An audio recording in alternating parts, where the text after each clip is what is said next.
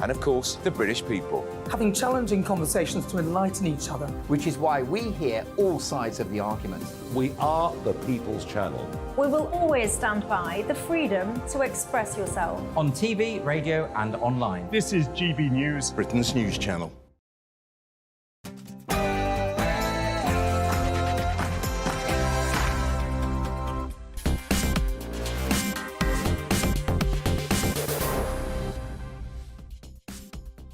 Good evening. Some overnight polling suggesting that Rishi Sunak's personal ratings are plummeting.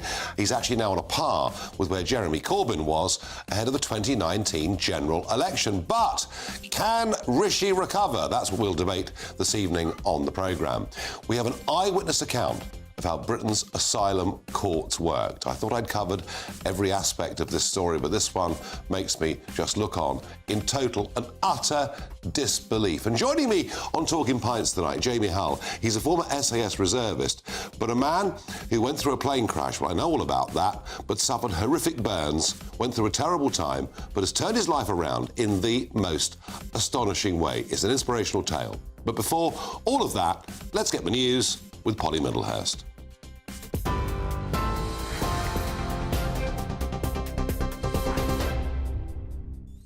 Nigel, thank you, and good evening to you. Well, the top story from the GB Newsroom tonight is that Nicola Sturgeon's husband, Peter Morrell, has again been arrested over the Scottish National Party's finances.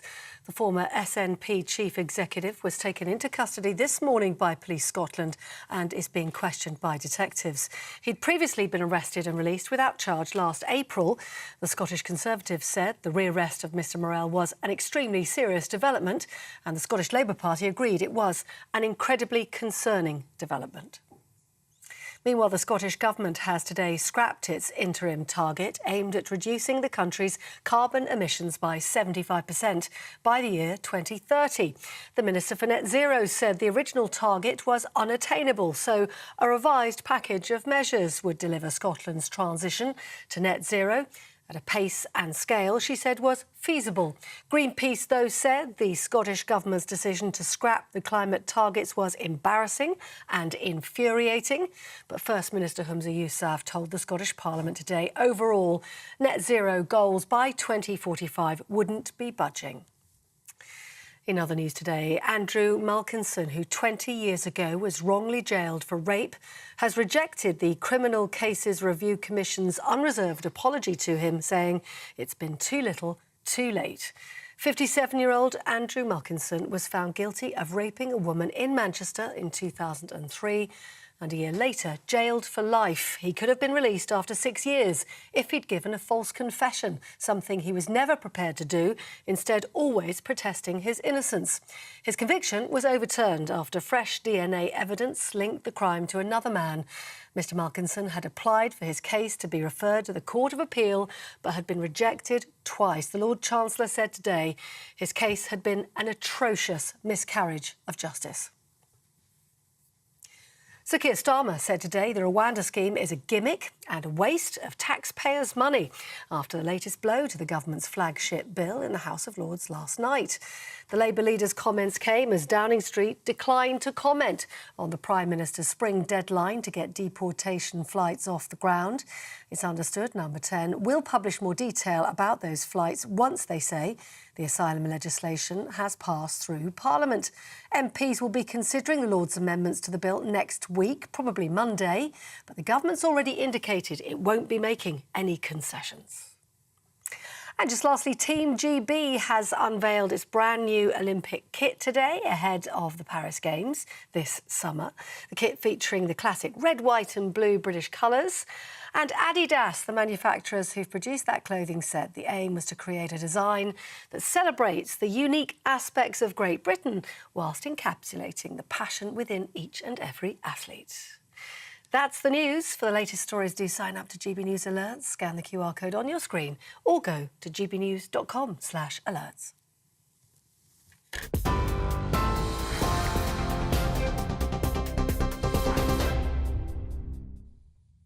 Good evening. These are very tough times for Rishi Sunak, the Prime Minister and leader of the Conservative Party. Some polling out overnight, done by Lord Ashcroft, published in the Daily Mail, suggests his personal net approval rating is now minus 59. Give you some context of what that means. That puts him on an equivalent of where John Major was back in the mid-1990s, but more interestingly, almost exactly where Jeremy Corbyn was on the eve of the 2019 general election. But there's something even worse than that in this polling. It suggests that on defence, taxation, migration and Brexit, and think about those four, because they're all areas that historically would have been stronger for Conservatives than for the Labour Party. In all four of those areas, we find Labour are now more trusted. Keir Starmer's Labour Party more trusted than Rishi Sunak's Conservatives. Now, the one thing we can also say through this and much other polling is there is no great enthusiasm for Keir Starmer, no great love of Keir Starmer. This is not 1997. It's not Tony Blair riding in on a white horse and things can only get better. And I do wonder sometimes whether a lot of the numbers in the Labour lead are just saying we can't bear the Tories, we feel let down by them, we're going to go for Labour, with perhaps not being that sincere about it. Now, history suggests that things can turn around. It suggests that as elections get closer, polls narrow. And I can think of the 87 general election, but perhaps even more so the 1992 election, when everybody thought Neil Kinnock would win the election, and yet John Major got a majority of just over 20. But to that, I think this. I don't think the polling in those days was quite as accurate as it is today. But I also think this. I don't believe this Ashcroft poll, or many other polls that have been put out, I don't believe it's really about Rishi Sunak. I think if Winston Churchill came back and led the Conservative Party, it wouldn't really help their ratings very much. My belief is it's the Conservative brand that's really taking the hit. 14 years, people feel very let down, nobody quite believes anything they come up with and say, and they keep changing leader anyway. How on earth would getting rid of Rishi Sunak after the May the 2nd elections improve their prospects? I believe that the Tory brand is absolutely in the bin. I don't think Rishi can recover. But tell me, am I wrong? Can Rishi recover? Farage at gbnews.com. Now, I'm joined on my right by Scarlett Maguire, Director of polling firm JL Partners, and GB News' own Albie Alancona. And you, of course, have founded Conservatives Against Racism for Equality. Correct. Albie, you're not as pessimistic about me, about the Conservatives' chances, or Rishi's chances, are you? No, I'm not as pessimistic, because I think if we look back in history, and you did put some general election polling to us just then, and you mentioned that the polling wasn't as accurate in those days. I will just talk about another election that maybe is more recent in time, the 2017 general election, when Theresa May called that snap election. I think the Conservatives were 25 points ahead in the polls when that election was called. The party almost took for granted the fact that it might actually win the election, and by the end of that election campaign, Jeremy Corbyn almost won because the campaign was so bad, because the policies weren't very good, and ultimately it all changed during the election campaign. And what I'm saying is that whilst the polling for Rishi Sunak at the moment is bad, there is no getting away from it. I would love things to improve. Many people in the Conservative Party want things to improve. It could all change during the general election campaign. I put it to you, Albie, that what happened in 2017 is people actually saw Theresa May for who she was. They weren't sure before. And I would put it to you that people will actually see who Keir Starmer is in the 2024 general election campaign, and then they will have to make a decision, a straight decision between Rishi Sunak and Keir Starmer, and I think at that point the polls will close. Albie makes a very, very good point, in that we don't really know quite who Keir Starmer is, or what he stands for, or do we? Well, that's certainly something that we hear an awful lot when we do focus groups. We continually hear that. People say we're not really sure what it is we want, he wants to do, we're not sure about the direction of the party, and they are uncertain about him. The one thing I would say as a slight counter to that is I think at this point there's actually more upside for Keir Starmer in a campaign than there is for Rishi Sunak. So I think partly because I think this idea that Rishi Sunak is out of touch is so persistent, and it cuts to something deeper about how he communicates, how he interacts with normal people. I think all of that's going to be very visible on a campaign trail. And we've seen, like, in focus groups, but I think also in polling, all these attributes about Rishi Sunak that people really don't like, the sort of what they perceive to be talking down to them, about lecturing them about the economy, whatever it is. Keir Starmer, for whatever reason, even though he's not very compelling, I don't think many voters feel compelled, inspired by Keir Starmer, he does seem a little bit more normal.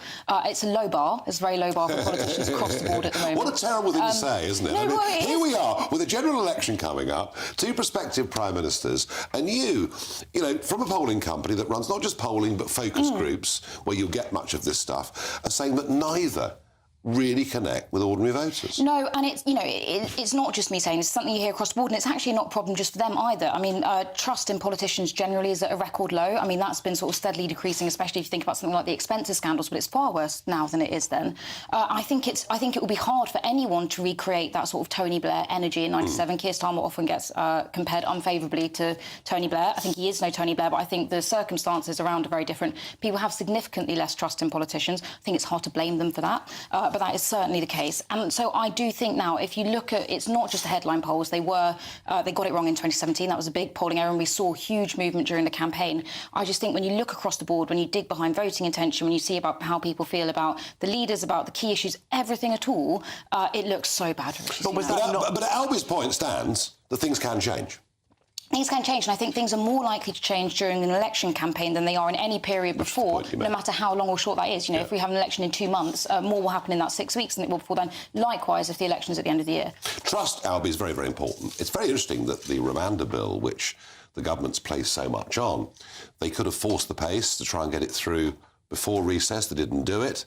We're now told they're delaying again until next week. I almost get the feeling they don't want the Rwanda bill to go through because they know they can't deliver even when it becomes law. I am fairly sure we will see the Rwanda bill go through at some point. The question is, will it actually lead to planes getting off the ground? And will those planes getting off the ground actually lead to boats stopping in the channel? And that is the core point. Rishi Sunak's government have nailed themselves to this pledge: we are going to stop the boats. As a result of a lot of the pressure that you put on them, Nigel, I think it was good pressure, but now they've actually got to deliver on that. And I think that the problem is that we get reports every week about the Rwanda plan, about accommodation being sold in Rwanda, about all of these issues coming up, about how expensive Aeroplane it is. companies won't Plane take companies them. not taking them, and you just think, well, even if it does pass through the Lords and then pass through the Commons, is it actually going to stop the boats? I'm not sure. No. So what is going to be the one big thing, other than Starmer making a terrible mess of it?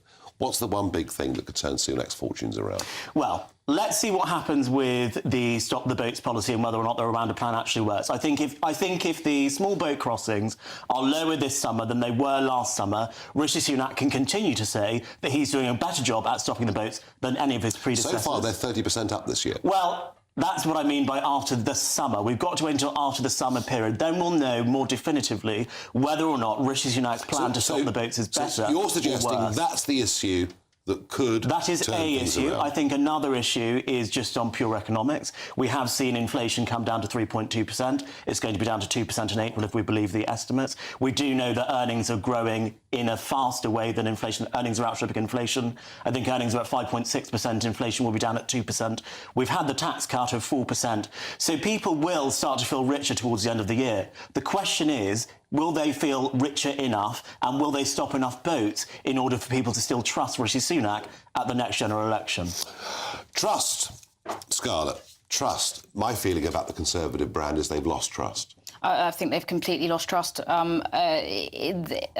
things that you consistently hear from people, I think the things that you can consistently see is they've been promising an awful lot of things for an awful lot of years over many different leaders, and people continue to complain of the same thing, which they can't see any delivery on anything at all. I mean, the Rwanda plan is an excellent example of this. It's past the 2-year anniversary just recently. It's been in the headlines for 2 years for not doing anything. So it doesn't matter how much they stand up and say we are going to do X, Y, Z. This is what we want to do. People don't believe the them. Public have just stopped listening. It's even worse than I think don't believing for them now. They're tuning them out entirely. And I think this is the part of the problem with the economy. I can completely understand why people in number 10 saying, we need to wait as long as possible, things might get better, and the economy is probably their best hope at that. I think there's nothing to say that people are going to give them credit for this if it does happen. We can see this across the pond. We do a lot of polling in America. Yep. Joe Biden's been given no credit for, an economy that's looking an awful lot better than ours. And I think, actually, this is a slightly galaxy brain take, so forgive me, but it could even be worse for Rishi Sunak because because I think people, especially given what they know about his personal wealth, people get particularly sensitive to him telling them that the economy is better, that they should be feeling better off, when, you know, consistently, even if things are better than a year ago, a lot of people feel an awful lot worse than they did 4 years ago, and that's how they see things. Can Rishi recover in a word? No. Can Rishi recover in a word? Yes. I think it's a big no. I don't think it's even his fault. I think it's the brand. I think it's the Conservative brand. They've spent so much of the last 5 years basically fighting among themselves, worrying more about the shape of their own party than the state of the country. Is my view, but I'm very, very keen to get your views. Please, Farage at gbnews.com. In a moment, an eyewitness who has been to the asylum courts to see how they operate and how easy it is for those that come here illegally to game the system. Hold on to your hats. It's not a story you're going to enjoy.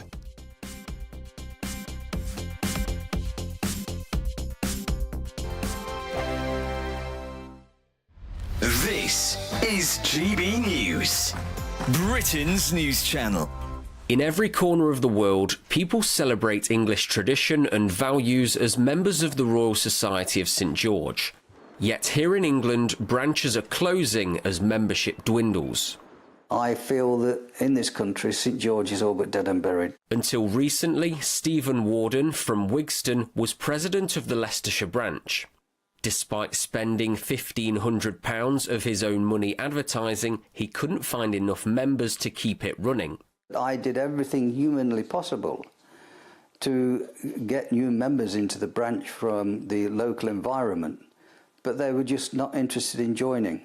He thinks changing demographics and declining interest in the society's values contributed to disappearing membership. But he also blames political leadership at national and local levels. Stephen claims his proposal for a St George's Day parade was repeatedly rejected by Leicester City Council over 10 years. A celebration is planned for St George's Day, but like most cities and towns, no parade will pass through the streets.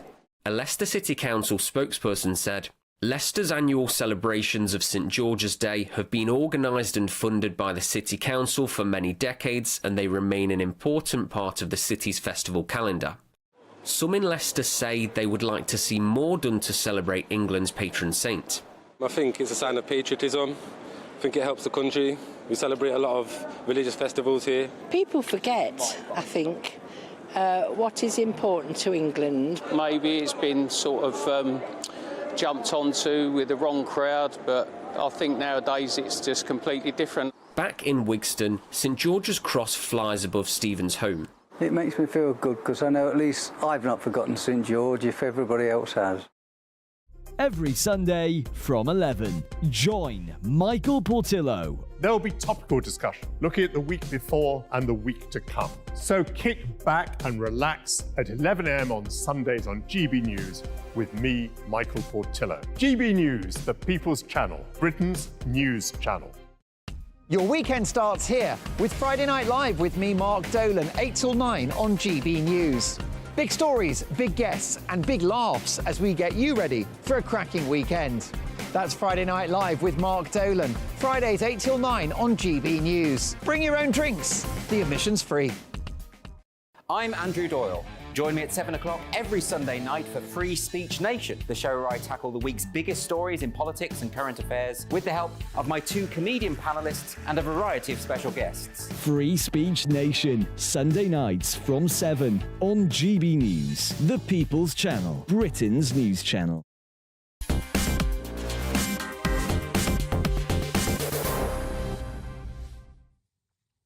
Can Rishi recover? Over to you. Dean says Rishi is doomed. All talk and no action. Mel says no, the Tories are finished. Well, there we are. And Mark says, Nigel, you're right. The brand is damaged, mainly because Boris took them to the edge of being a green Liberal party.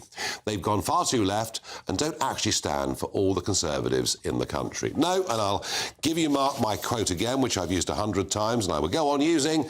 They are a broad church, united by no faith whatsoever. Now, here's a story. Sam Ashworth-Hayes is assistant comment editor at the Daily Telegraph. And he spent a day in Britain's asylum courts and found out why the system is fundamentally broken. Now, I thought, Sam, and by the way, welcome to the programme, I thought we covered every aspect of asylum and what was going wrong, but we clearly had not got our eyes on this. Tell me exactly what happened and what you saw. Of course. So it was following the Abdul Azadi case. I wanted to go in and sort of... And this was the man... The Clapham massacre. That committed the horrendous alkaline attack on Clapham Common. Exactly. And I wanted to sort of find out a bit about how this has happened and how he'd be permitted to stay. And I'd talked to a former immigration official, and he had said, well, what you have to understand is this sort of person with a criminal record being allowed to stay in the country is not a glitch. It's a system working as intended. And as intended? As intended. So I then said, well, OK, I have to go and see what this is in person. So I picked pretty much a random court, whichever one had hearings that day. I went in, I picked cases based on which one happened to be starting. I didn't pick them out in advance. I didn't know what I was going to hear. First case, someone comes in on a tourist visa in 2021. They're still here. They're receiving treatment on the NHS for mental health issues, which means they can't leave. And then when they sort of go through the legal arguments, their lawyer says, well, you can't send them back because the Home Office says India is not a safe place to travel as a lone woman, and that's what her situation would be. So that case ends. I get shuffled off to the next one. Person came in on a student visa, a 14-month student visa. Yep. They've been here for 17 years. They made the Home Office aware they were here several years ago, applied for regularisation. We're not granted it. We're not deported. The Home Office did not bother to send a lawyer to the case. So it was just her lawyer and the judge. How does that? Let's just stop you there. Yeah. The Home Office were not represented at the hearing. They were not. And why? They just didn't send a presenting officer. And this is isn't their job to enforce the law? Well, you would think so. And it's not that uncommon because you go through the data and actually, I think for the last 6 quarters or so, 10% of sort of asylum cases, the Home Office has not sent a presenting officer. Immigration cases and asylum cases, I should say. Yeah. But it sort of gets worse than this because I've been talking to these former officials, I've been talking to people who worked in this policy, and they will say to you, the law, as it basically currently is, means that people very rarely get removed. And because they don't get removed, and because they're here for a long time, they build up legal claims which they can then use to deny being removed in the future. And there's this wonderful figure, not terrible really, which I think something like 60% of the failed asylum seekers who came in between 2010 and 2020 had not been removed by 2022. So 60% not been removed. They had no claim to be here. They haven't been removed. And sort of among their number, you had Ahmad al-Swilmin, the Liverpool hospital bomber, someone who should not have been in the country, who had no right to be here. But we've basically lost the ability to remove people whose immigration status is, clearly denied. A couple of points. I mean, one of the first points is when I argue with lawyers who fight asylum claims, and I say, look, all these people crossing the channel, they're all young men, or 90% of them, it's all illegitimate. I'm told, no, Nigel, you're wrong, because a huge percentage of these get granted asylum, therefore they are genuine refugees. What you're telling me is actually it's incredibly easy in the court to get past, with almost nobody standing up and defending the government position. So it's a really interesting point, because I don't know how these cases ended. Because I've been trying to get the information out of the various sort of government offices which have it. I know they have it, but they're making it very hard to get out. But what I can say is when you go back to the asylum cases, France is accepting 28% and we're accepting 76%. Yeah, I saw some Albanian stuff about 18 months ago that we were accepting 50% of Albanians and Germany was accepting 0. Exactly. And so there's obviously something awry in our handling of these cases, in our handling of the legal system, in the way the Home Office enforces it. And there's, the more you dig, the worse it gets. The budget for immigration enforcement is something around 500 million a year. We're spending 4 billion supporting asylum seekers in the UK.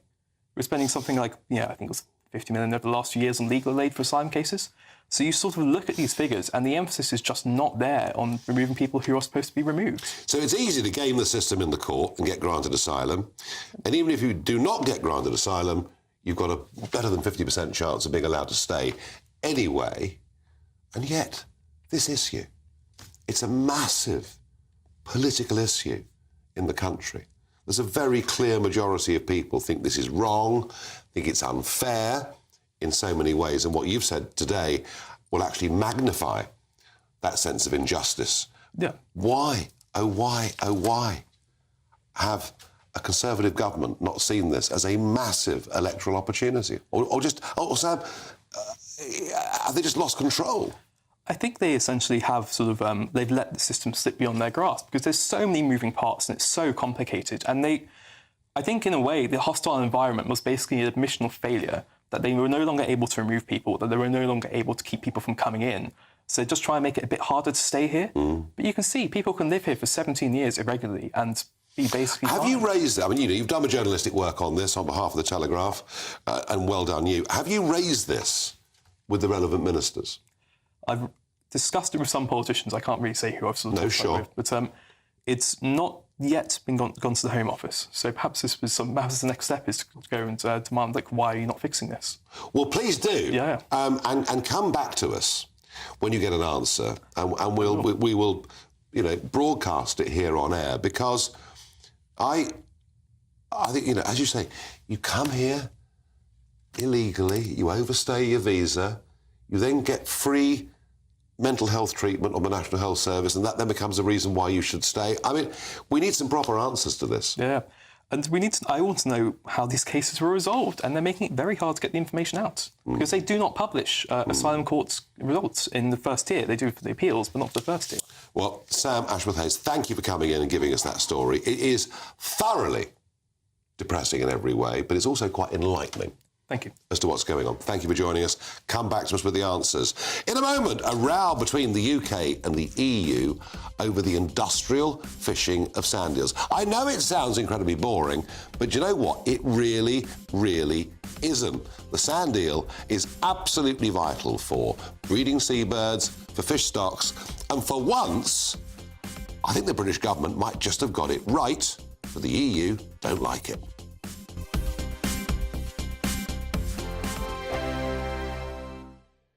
Evening. Welcome to your latest weather update from the Met Office here on GB News. Tomorrow we'll see, again, plenty of April showers, some sunny spells and a chilly wind in the east. High pressure is slowly edging towards us and it will bring many of us a fine day on Saturday. But for the time being, we've still got low pressure and weather fronts in control. They've been bringing rain across the north through the day, and that rain is now trickling southwards. So damp and drizzly for the Midlands, East Anglia and the southeast overnight. The southwest generally staying dry. With more cloud and more breeze, it is going to be a much, much milder night than last night. We started today with a frost in many areas. We'll start tomorrow at 7 or 8 degrees. A little colder in northern Scotland, where there will be a really chilly wind blowing. That will be a feature of the weather right across these eastern areas tomorrow, a cold wind. Elsewhere, we'll start with a lot of clouds, a little bit of rain, but it should brighten up through the day. Certainly a much brighter day for Northern Ireland and especially western Scotland compared to today. Still a few showers dotted around through the afternoon, and again, it is going to feel chilly, particularly in the east with that wind, 9 or 10 Celsius. 14 or 15 further south. Temperatures will drop sharply on Friday evening. Some pockets of frost to start the weekend, but for many it is going to be a fine day on Saturday. Decent amount of sunshine around. A bit more cloud and some patchy rain across northern Scotland. Still a bit breezy across East Anglia in particular, but for many, as I said, a fine day on Saturday. Not spectacularly warm, highs of 10 to 14 degrees. I'm Christopher Hope. And I'm Gloria Di Piero, bringing you PMQ's live here on GB News. Whenever Parliament is in session on a Wednesday at midday, we'll bring you live coverage of Prime Minister's questions. We'll be asking our viewers and listeners to submit the questions that they would like to put to the Prime Minister, and we'll put that to our panel of top politicians in our Westminster studio. That's PMQ's live here on GB News, Britain's election channel.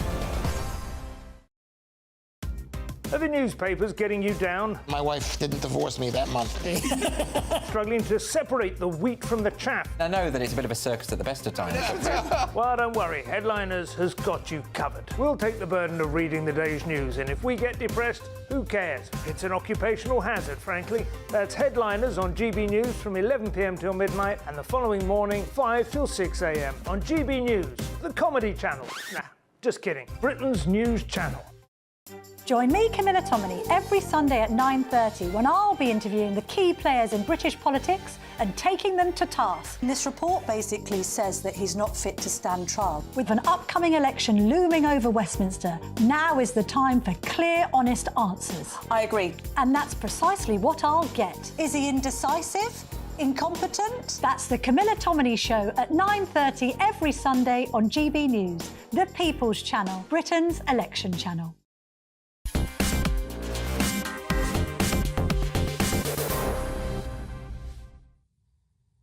When I first got to the European Parliament back in 1999, one of the things that really surprised me was the scale of what they call industrial fishing. And this was a fleet, predominantly a Danish fleet, not solely, but predominantly Danish fleet, going into the North Sea and catching sand eels, hundreds of thousands of tons of sand eels every single year. And those sand eels being ground up, used as fertiliser, used to feed salmon farms. And, you know, you take the sand eels out of the sea, and it's very, very bad news for breeding seabirds, for all sorts of other fish species. I always thought the whole thing was crackers. Now, using what post-Brexit fishing powers we have, we've decided to stop sand eel fishing in British waters. But the European Union doesn't like it. It says we're breaking the terms of our agreement, we're discriminating against European Union boats, and that's really heading for one hell of a row. I rarely agree with much the British government has done on fishing, but on this, I actually do believe they're right. Well, let's get a view from Richard Kilpatrick, campaign manager of the European movement in the United Kingdom. Now, we're dealing here, I guess, Richard, with a number of things. We're dealing with the Brexit deal, the ongoing relationship with Europe, and the environmental aspects of this. How do you see this standoff? Yeah, I think it's really interesting, Nigel. I mean, I think I see this from two different angles, I guess. There is the point of divergence, which you've already made, which is the difference in rules and how that's going to evolve over the next couple of years. But then there's also the need to be compliant with the Trade and Cooperation Agreement. And on the specific issue of eel fishing, and ultimately it's the impact on dredging and the environmental impact, you know, the EU have already passed legislation that aims to phase out the practice by 2030. And it would be great, actually, on this particular issue if the EU could meet our standards in this country. But I think it would also be great if the UK were a leading voice in the way of compliance on dredging as an active member of the European community. There is clearly dispute. And obviously the UK are saying that this is in line with the TCA, that it's not a problem. But this is why we have these mechanisms. And ultimately, you know, if the EU decide to enact one of the mechanisms to allow for an independent review of the dispute, it is totally within their remit to do that. And it isn't if the UK has broken the agreement, regardless of why, it doesn't really help in the rebuilding of that trust in the relationship with our neighbours that we really need, especially 2 years out from the review of the Trade and Cooperation Agreement. Yeah, but equally, we can't just give in on everything, can we? No, absolutely not. But ultimately, this is about having a good, positive relationship with our neighbours. And, you know, we have to look at the impact that Brexit has had on the fishing industry as a whole. You know, we were once promised that Brexit would be this golden all-fix-all solution to things like quotas and the impact on our fishing industry. And, you know, nothing has really got better for fishermen. And I think it's coming back to us, the European movement, when we speak to the industry, that Brexit, despite all of the promises, has delivered nothing for the industry. I have to say, I rather agree with the spirit of what you've just said, because we should have taken back our territorial waters. We didn't do so. The minimum would have been that 12 miles would have been for us to exclusively manage and fish. And actually, there are probably more EU boats fishing on our 6 mile line now than there have ever been at any point. So I think it was a rotten deal. But fishing, of course, a much more important issue in France than it is in the UK. We've always lost on fishing, haven't we? Well, I would probably disagree that it is a bigger issue in France than it is in the UK. I mean, ultimately, in the first year of Brexit, the ONS figures showed that fish and shellfish exports to Europe dropped by 83%. The industry has been hit by red tape, paperwork, leading to significant delays. And this is a delay in an enormous export for quite significant parts of our community that just can't deal with the delay. You know, if you catch something, you have to have it in market within 20 hours. We're now looking at taking 3 or 4 days. Additional processing means that things can go wrong. And if we are serious, and if people leave the old leave and remain debate at the door, no one can seriously look at the body of evidence on the impact of Brexit on the fishing industry and say that it's been a good thing. It's been quite devastating. Now, you say that the issue might mean more for Europe. Richard, it was the worst deal ever.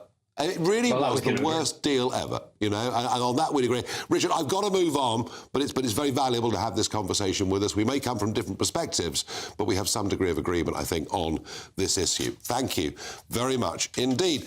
Now, one thing, folks, I've noticed over the last few years, and perhaps I'm getting this wrong, and perhaps I'm looking at this from a southern England perspective, but I've seen a lot more Cross St George flags flying in people's gardens or in people's, car stickers than I ever used to see. But perhaps I'm getting this all wrong, because I'm joined now down the line by Stephen Warden, chairman of the Leicestershire branch of the Royal Society of St George, who are on the verge, as I understand it, Stephen, of closing down. So your society, I'm guessing you have an annual lunch or dinner, and you're struggling to keep going.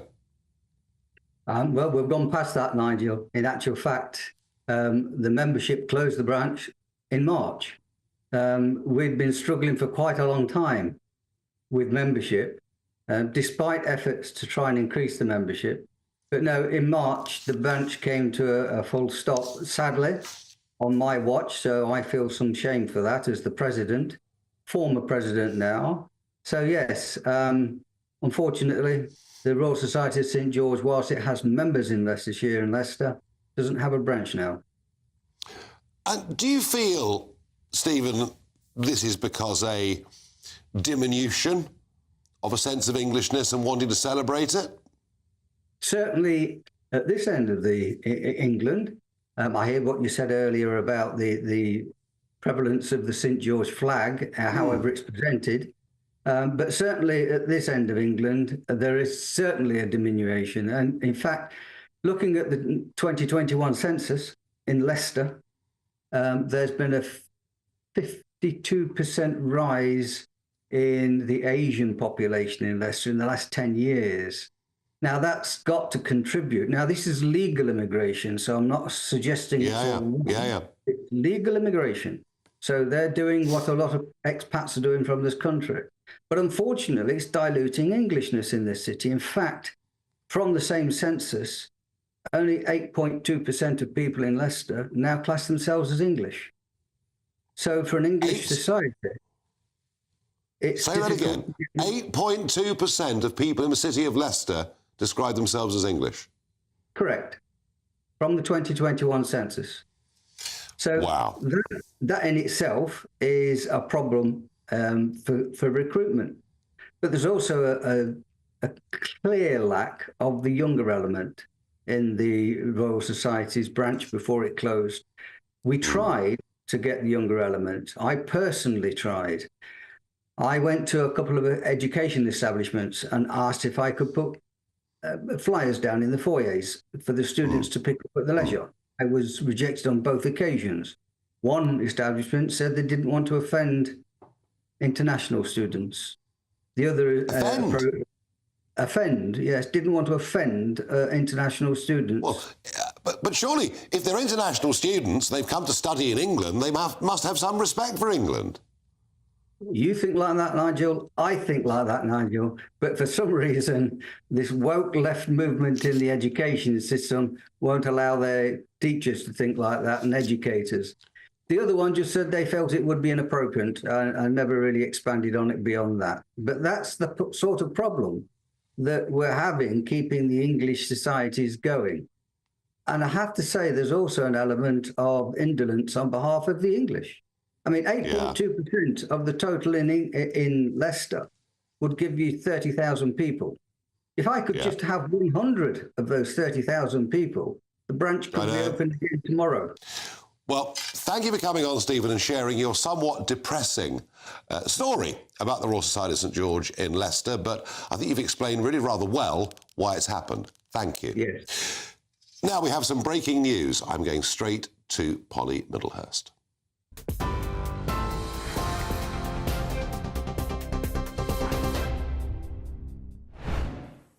Nigel, thanks very much indeed. Let's just bring you that breaking news coming to us from Police Scotland within the last few moments.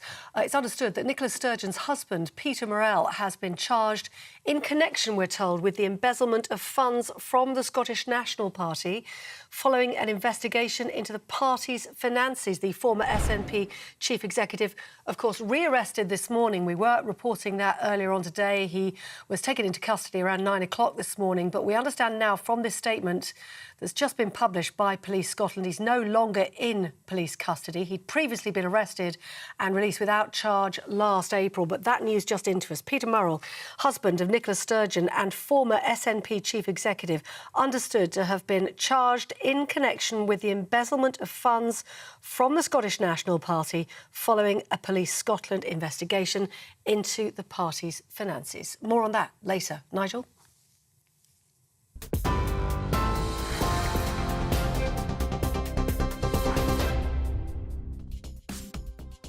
Polly, thank you. In a moment, after the break, it's going to be Talking Pints. I'll be joined by Jamie Hull. This is somebody who, after a sort of troubled teenage years, became an SAS reservist and then was involved in a plane crash. Now, I know a bit about those, but I have to say Jamie was very much more seriously injured, very badly burnt during that plane crash. He's been through an horrendous time of operations, of ups and downs, but he's come out the other end of it as a winner. It's a life of real ups and downs, but I think a very inspiring tale. Talking Pints in just a moment.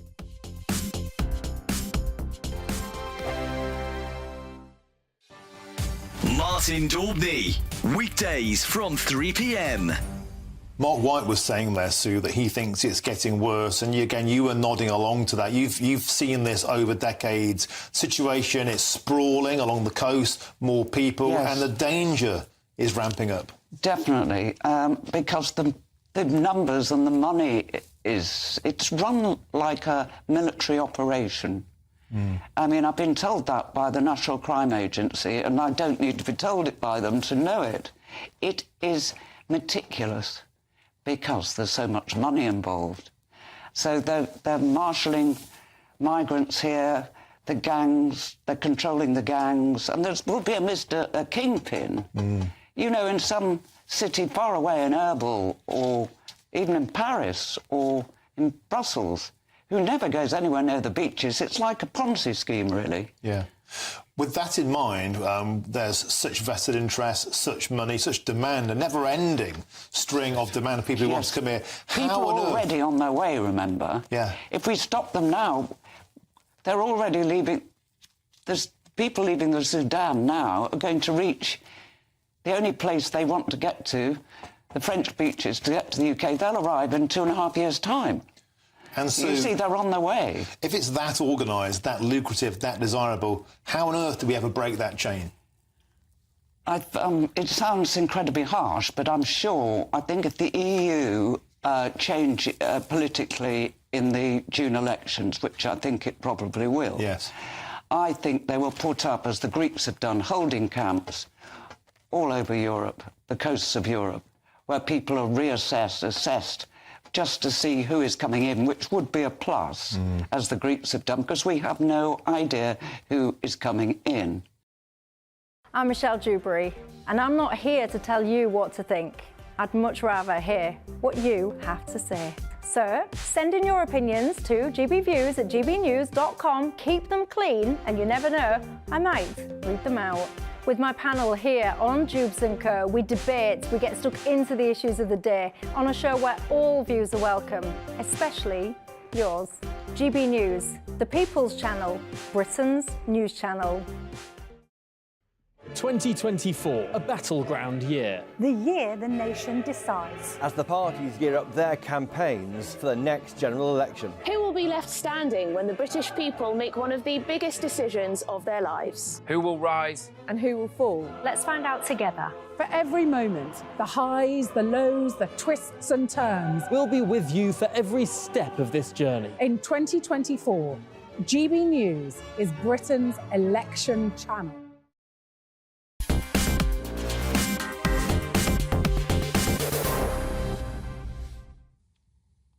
My favourite segment of the week? Well, of course it is. It's Talking Pints. I'm joined by Jamie Holt. Jamie, welcome to the programme. Cheers. Cheers. Thanks for having me on.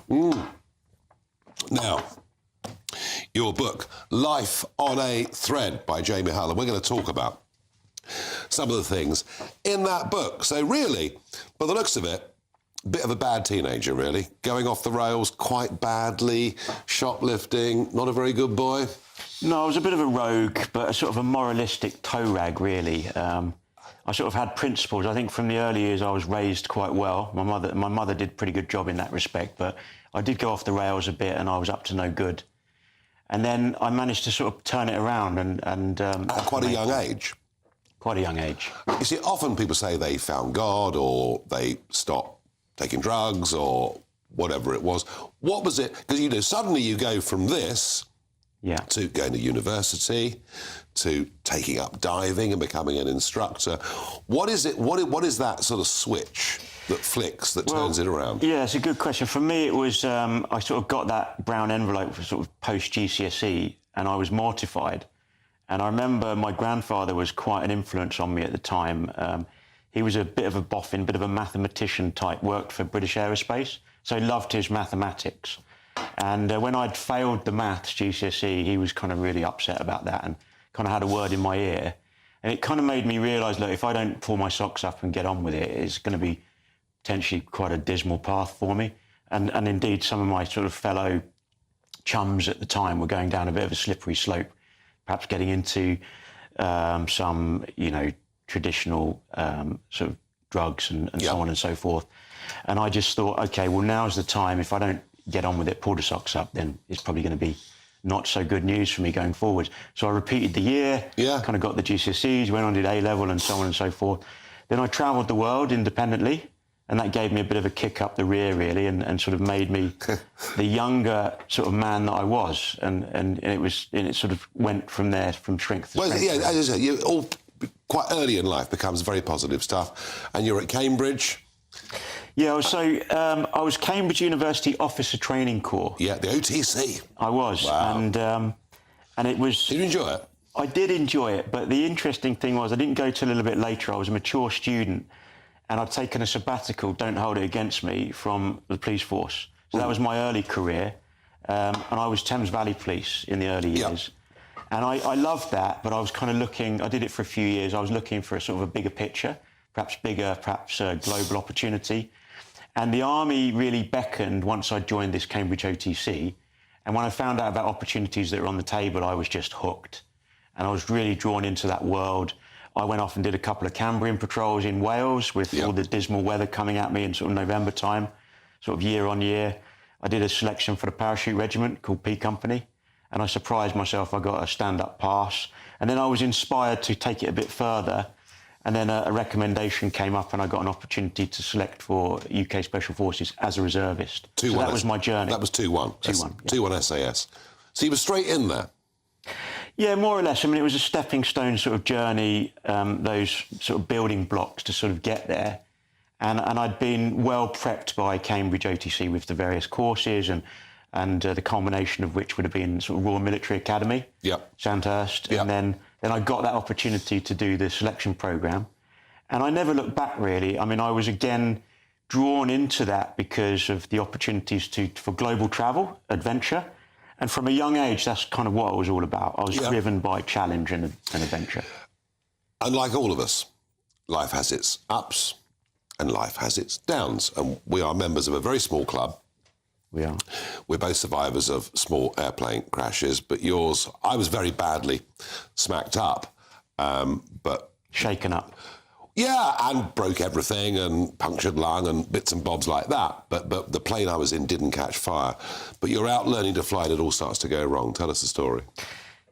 Yeah, so I was, at the time of, during service, I'd been sort of with the squadron for about 5 years approximately, and I had an ambition to learn to fly, and that was again attributed, if you will, to my late grandfather, because again from a young age he used to take me to the perimeter fence at Luton Airport, and we'd be there pressed up against the metal sort of mesh wire fence, looking at the pilots busying themselves getting ready for active flight with the commercial jets, and the noise and the backwash, the smell of the kerosene coming downwind. And I was influenced from a young age. So I thought perhaps one day, if I get the opportunity, I'd love to learn to fly. So realistically, when I was older, I kind of put my money where my mouth was, essentially, and chose to sort of walk the walk on the ambition. And I first of all went to US Embassy, got a visa, then went to Florida. Chose Florida because of decent, good sort of meteorological weather condition and the chance to get the flying training done in a relatively short time frame. And then literally about 1 month into the programme, I'm now pilot in command, so flying solo. And I had, unfortunately, an engine fire at altitude, which breached the cockpit internally. So I was forced to kind of think on my feet. So you're flying, but it's on fire. Yeah, all of a sudden, the fire was flared up externally. And on my final turn into wind, it now breached the cockpit internally. So I'm now descending towards the active runway down below. And I had to kind of think on my feet. And there was some initial panic, because I wasn't a highly experienced pilot. I'd only been in the air for at least a month, as I mentioned. But I had to make quite a hasty decision based on what was happening. And the fact of the matter was the fire was building up really rapidly within the small confines of that small two-seat chamber of cockpit. And then I made a decision, actually, to veer away from the concrete runway in my line of sight. So I veered gently to my left and headed towards a stretch of grass, a clear stretch of grass in the distance. And then I just simply fell back on the training from the US flight instructors. So I managed to turn everything off on the dashboard, full emergency shutdown procedure, glide in, and then, like, very, very low level, I'd already removed headset, unbuckled the harness, opened the left-hand canopy door, and approximately 20 feet, I describe it, I was like Jack Rabbit. So I managed to clamber onto the seat, get onto the left wing, very low. So I was approximately 15 feet above the ground when I made the leap. And jump, and made the jump into long grass. And luckily for me, some recent Florida torrential rainfall had swept through over the lunchtime period, and the ground was relatively soft. So it kind of gave me some shock absorption with the impact. It's an extraordinary story. And you're badly hurt, you're badly burnt, and you go through, I mean, medically, is it 60 operations you've had? For the record, I've had 63 operations under general anaesthetic. So they put me to sleep 63 times, both in America, initially, and in the UK. And to give perhaps your viewers an understanding of what I went through in 2007 in that 6-month period, the insurance bill came to just shy of 2.8 million US dollar. Wow, goodness gracious. So they did a lot for me in America. How do you survive the psychological ups and downs of all of that? Because you did have some very black periods. Well, given that I was drug-induced in the early period, I wasn't really that consciously aware of what was going on. But certainly when I was repatriated and taken to the Central Burns unit in Chelmsford, that was a very rude awakening, shall we say, from one of the nurses who literally and figuratively sort of opened the window and said, "Come on now, Jamie, we've got to get you up and about. We've got to start to rehabilitate you. You've been in Florida," and sort of filled me in on the detail. And the shock of that alone was just alarming. My God, I'm still here. Yeah. And then I've got to get on with it. I was in a desperate sort of physical state at that stage and really still fighting for my life in essence. I wasn't acute like I had been in Florida, but I was still in a really bad way, hence the sort of surgical tally that ensued with the 63 surgeries over the course of about 7 years. But here we are today. You've written all about it in this book. You're wearing Invictus Games Foundation shirt. You're an inspirational speaker. When you look back on all this, Because then I've had a few ups and downs too, as I said. Sure. Do you remember the bad stuff, or do you just keep looking ahead? No, you never really forget the trauma of the kind of negatives in life. I mean, especially if you get hit as hard as I did. Yeah. And it's not a competition, but I did get hit really, really hard. Yeah. But so I never really forget that, but I kind of made a pact with myself as an individual, if you will, that I wasn't going to allow that trauma to dictate my legacy going forwards. And I was going to try and make the best of sort of Jamie Hull version 2.0, as it were. And I was going to try and not only kind of live the best life that I could going forwards, but maybe try to give back a little. So I got involved with charity and you know, various bits and pieces, and, you know, things like becoming a beneficiary / ambassador for the Help for Heroes charity helped me enormously. And indeed, of course, my journey with Invictus Games. And even just last week, I was very fortunate that, so I walked with an international team of veterans from all over the world. There was about 15 of us. There was a guy from Israel even that made it. And we walked across West Highland Way, effectively from Glasgow to Fort William, which is, if you do the route map, it's like... a tough old gig. It's 100 miles, 160 kilometres, and we pulled that off as a team, you know, so cheers. Well done, mate. I'll tell you what, folks, you know, it just goes to show you never know what's around the corner in life. There can be good things and bad things, but this guy, he's come through it all, he's here and he's smiling. Inspiring, Jacob. Oh, inspiring. I mean, such a wonderful story, and what an example to everybody else about being positive after facing such difficulties. I cannot tell you how full of admiration I am for what you've been saying to our viewers tonight and what you've achieved. It's just really awe-inspiring. Terrific stuff.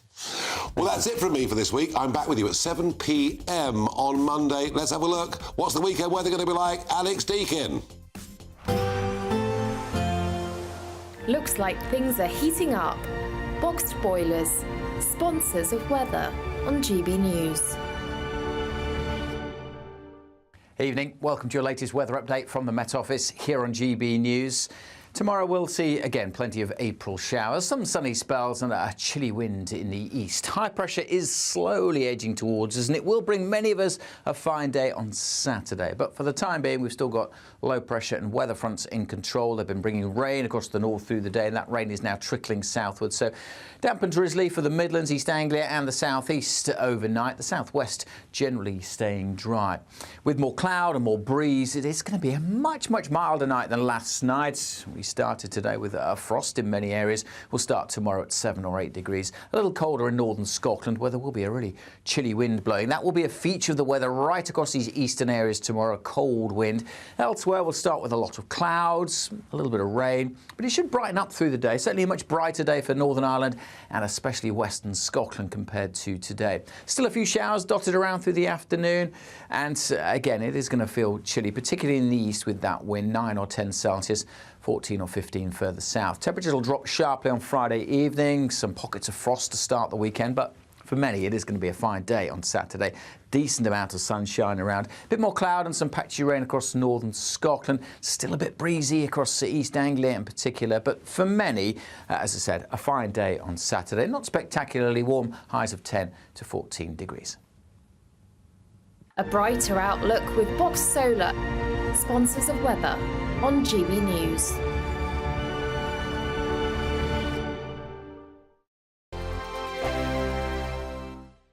Don't miss your chance to win our biggest prize so far. There's an incredible £10,000 in tax-free cash to spend however you like. Plus, courtesy of Variety Cruises, a bespoke 7-night small boat cruise for two worth £10,000. With flights, meals, excursions and drinks included, your next holiday could be on us. Choose any one of their 2025 Greek adventures and find your home at sea. We'll also send you packing with these luxury travel gifts.